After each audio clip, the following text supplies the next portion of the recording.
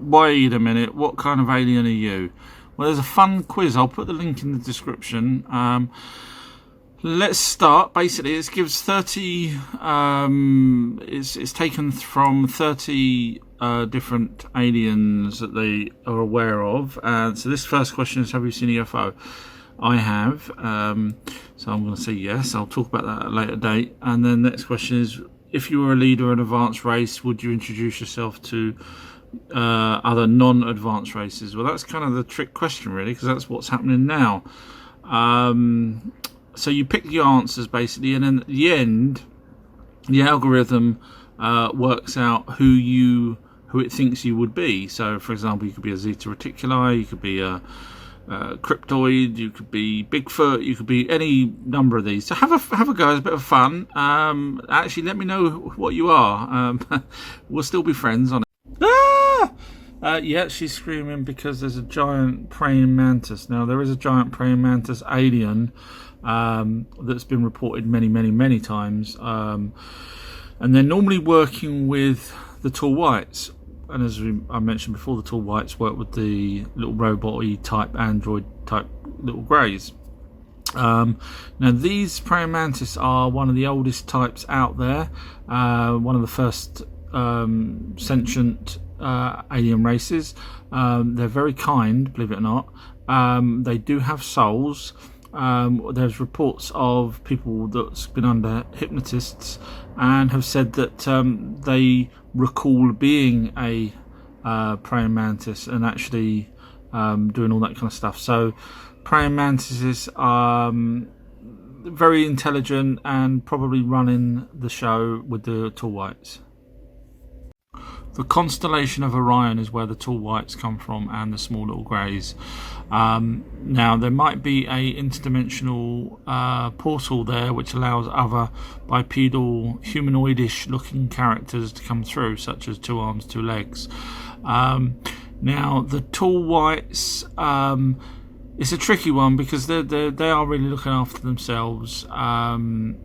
They abduct people because they are creating a hybrid society.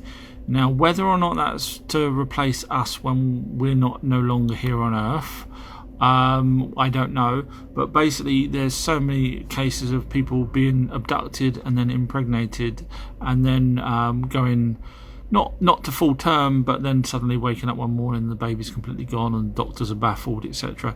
And that's a hybrid. And sometimes the abductees are allowed to see the hybrids in another visit. The Nazis actually won the war with the help of the reptilians in the Antarctic base, which I've mentioned before. Now, I'm talking about the reptilians here because Admiral Byrd went to Antarctica with a massive fleet of planes, ships, tanks and everything. There's even a video footage of certain bits of it. This is called Project High Jump. Now, there was something going on in Antarctica, so he went there and they came across flying UFOs that apparently destroyed half their fleet or something like that.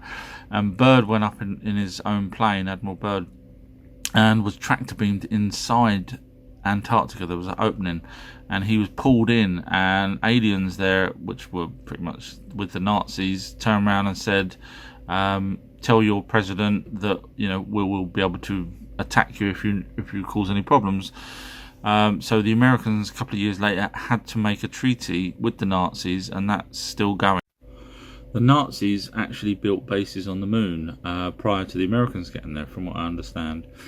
And the Americans had to pretty much agree with the treaty that I mentioned in the last video in order to actually join them on the moon. So now that you've got the Americans and the Nazis on the moon, but the Nazis do run a lot of the show there, which is why I say they pretty much won the war. Now, you've got Nazi scientists that came over, von Braun from Germany, and started NASA.